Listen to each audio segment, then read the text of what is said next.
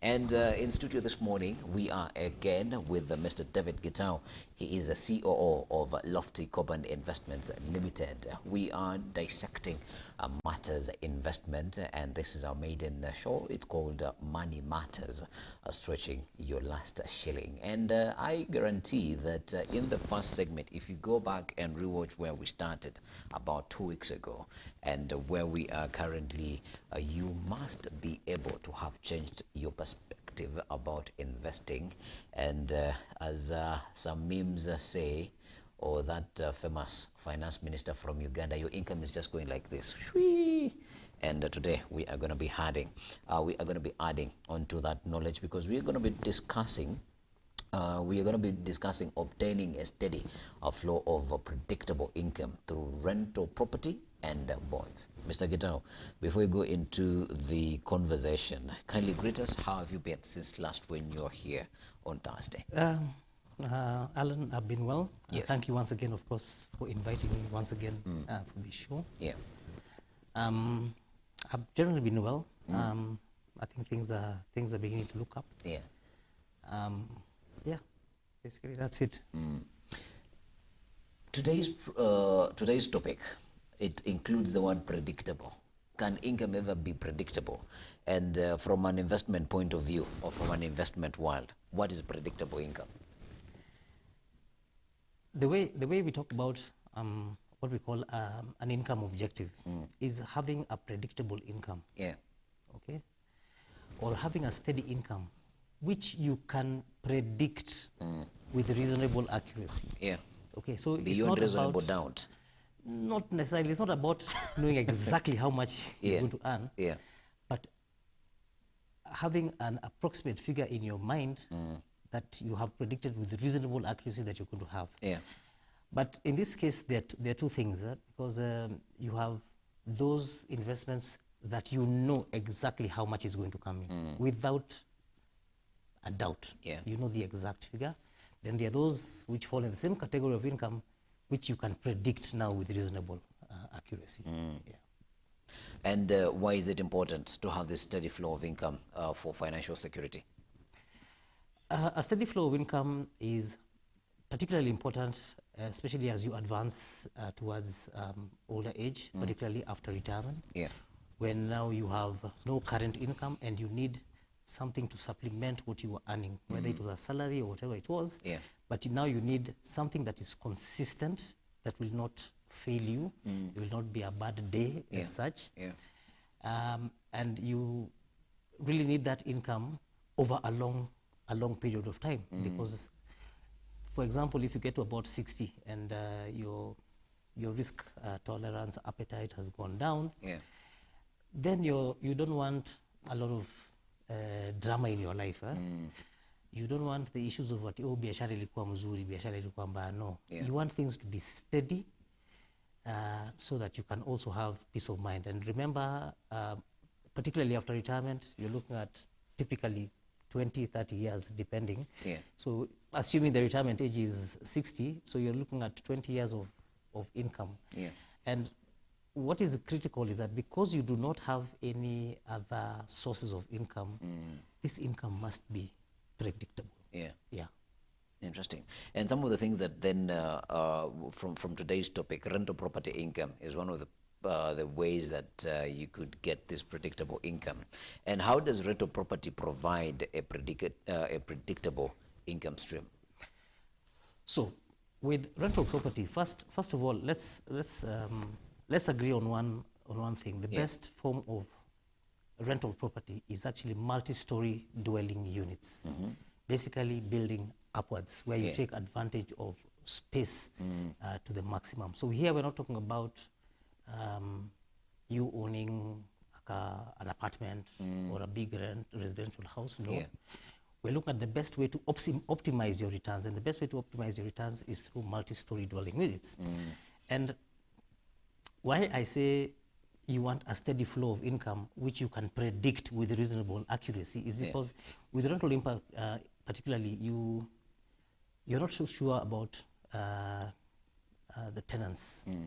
So even when you factor in a certain amount of vacancies. Let's say that you say your property is going to be occupied at least 80% of the time on average, given the past history and given looking at projections of where the economy is going, you're basically saying, okay, if my apartments or whatever it is are going to be vacant 20% of the time, then how much do I expect every fifth of the month? Yeah. So with that way, you are not 100% sure, but you are at least 80% sure I will be getting this amount of money, cash on a regular basis. Yeah. And how is this different from the topic that we had last Thursday?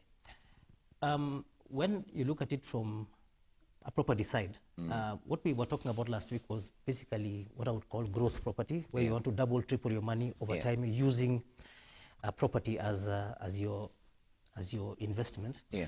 The difference is that in that first strategy, you're trying to grow your money. So you're not expecting anything in the interim in the form of any form of income. Yeah. You're looking more at capital gains. So you're looking to buy, either hold on to that property. In the meantime, you're subdividing it or you're adding value. Yeah. But you're not expecting anything in the interim. So you're looking at basically buying at a certain price, but by the time you're exiting at a higher price, twice or 3 times the amount. On the other hand, with rental property, here again, you're not looking to sell. Yeah. Once you build, the whole idea is not to sell. Despite property prices maybe going up or down, your whole idea is you just are interested in the income that property will generate. Yeah. And then, what are the key things to look out for before investing in a rental property? The major factor, especially when you're comparing 2 or 3 different kind of properties, is what we call the rental yield. Yield is a term used widely in finance, but it just basically means your return, mazao, your harvest. Yeah. So what we're going to say is we're going to figure out how then do we compare these 2 properties which are giving us income, which one is a better deal than the other. Yeah. So we have a metric called the rental yield, and basically the rental return, and it is a very simple arithmetic. So you just take how much rent you are expecting per month, multiply it by 12. So basically now you have your annual rental income. Yeah.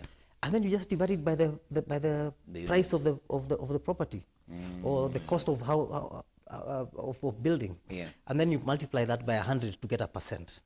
So if you compare the rental yields between 2 properties, whether you're building or you're buying, and we'll talk about that briefly, you look for the rental percentage return that is higher, as simple as that. Yeah. So it is the rental yield that should determine. Now, what causes the rental yield sometimes to go up or go down? A lot of times it is a factor of how much it costs to construct. Now, stones are stones, whether you are constructing in Eastlands or in Karen. Yeah. But remember, part of the purchase price or part of the cost of this rental property will be the cost of the land. So if the land values go up, or you're buying the land, the piece of vacant land before you build at a higher price, then your returns will go down. So you find that the best returns are actually not on the high-end side of the market, but actually in this other side of the market. And that's why you find most tycoons own flats and apartments in Eastlands but live in Karen. Yeah. Interesting. Then how can someone start small in the property investment if they don't have millions in the bank? Because to put up say a 5-6 story building isn't for the faint pocketed. Again, that boils down to going into some form of collective investment scheme. Now, when I talk about a collective investment scheme, of course, like we mentioned, there are two kinds. There's the regulated and the unregulated. The unregulated is the ones that we form as investment clubs. And because coming together and bringing resources together, you're able to do bigger things than you would not ordinarily do by yourself. It is important for people to embrace the culture of coming together in the form of an investment group or investment club, having set objectives, very clear objectives, what they want to do with the money that is being collected, and go that route. Okay, there are very many projects out there Most of them are not singularly owned. You find it's a group of investors. Typically, of course, it's the big boys. But even as smaller groups, you don't have to do something mega. You could just start with the ground floor. Yeah. And start there. With time, you build up gradually. You build up gradually. Secondly, of course, that is now the private collective investment scheme, basically your chama. Yeah. The other way you can go is through now a regulated collective investment scheme, what we call an income real estate investment trust. All right. Now, these real estate investment trusts operate, basically have the same structure as any other collective investment scheme. You have the trustee, you have a custodian whose work is to collect rent and pay out all other service providers. You have the person who is managing the investment, doing all the calculations, so you have the investment manager. But there's a slight difference between, let's say, your regular money market fund trust structure and this other one for property. In the property space, you have more experts. So the management team will have way more experts. Yeah.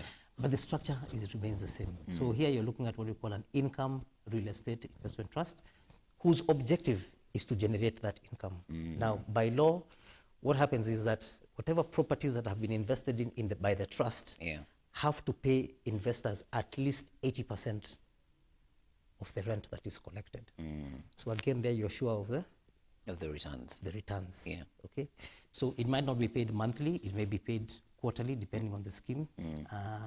But again, what you're looking for is a predictable flow of income. Yeah. Whether it is coming every month, every 3 months, every 6 months, what you're sure about is that it is actually coming in. It is actually coming. Yeah. The stories we've had that bank inanijengea, what is that type of, how could you explain that? Because we've had, there sometimes my landlord, my rent is due and he's like, wait, lipa pesa yangu banki inanigongea mlango. Sio mimi nilijenga hii nyumba. What type of investment is that? Okay, that is basically you're just a building using debt. But what most people don't realize, and it's always good to understand the mathematics before you even go for the loan. Yeah. It's because typically you are going to borrow at maybe, in good times, if it's from the bank, 13%, if it's from the SACCO, 12%. Yeah. But then ask yourself, what are my actual returns from this property that I'm anticipating to go and build? On average, rentals will not give you much of late. You're looking at 10, 11%, even 8%. Yeah. So now there's a mismatch, because you're paying the bank 13%, but on the other hand, you're adding at 10%. Yeah. That is where now most people should actually do their mathematics to understand that their return is higher than what they are paying the bank. Of course, the faster you pay the bank, the better. Yeah. Because then, remember, at the end of the day, when you're calculating rental yield, you have to look at the cost, the total costs. Yeah. And these total costs will include interest. So going the route of borrowing to build, you actually then tend to reduce your profit. But if that's the route it must take, there's no problem. Ensure at the very least, that the money that you're collecting as rent is able to finance the bank without you having to put money in your pocket. Yeah. And if you're doing it as an individual, make sure that you are not servicing any loans beyond retirement. Yeah. So that by the time you have retired, all your loan obligations have been sorted. Yeah. Pesa ya rent yote ni yako. Yeah. And then what are some of the biggest risks landlords should prepare for when aiming for consistent rental income? Of course, kuna mimi mwenye nachelewanga na rent, but what are some of the other things that they should be looking out for? I think one of the things that most landlords are not cognizant of, and that is a myth, particularly in Kenya, that land prices must always go up. That is not true. However, what happens is that, yes, you have built this property or you have bought this property for rental income. One of the things that you must be aware of is that your property prices are fluctuating. Sometimes go up, go down, or remain constant. So what we do as advisors, we tend to look at the worst case scenario. Okay. Yeah. Something like COVID happens and your occupancy rates go to 20%, 30%. Then what? Then what? How do you survive? Yeah. And of course, there are ways of mitigating that. Just like in any other business, you must have some form of cash reserves to tide you during those times of crisis. Uncertainty, yeah. Of course, there is the issue of delays and that kind of thing. That is very common. But again, how do you mitigate that risk? Is by, of course, having some cash reserves. And typically, one of the ways that you can manage property effectively, it costs money, yes, but it's always good to have a property agent or a property management firm that is licensed and registered to manage that property for you. Ensure that they are out there advertising so that you maintain 100% occupancy. They're the ones who will be responsible for collecting your rent so that you have some level of peace of mind. So you're not too much directly involved unless there's a very serious issue. So delegate that work to a property manager. Let them do the work. Let them get the hustle.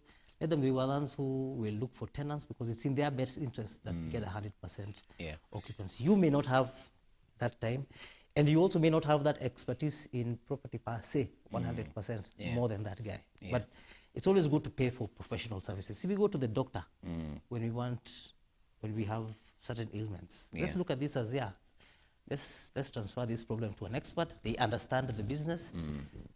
Let them run the show. Then you sit back and get reports. Yeah.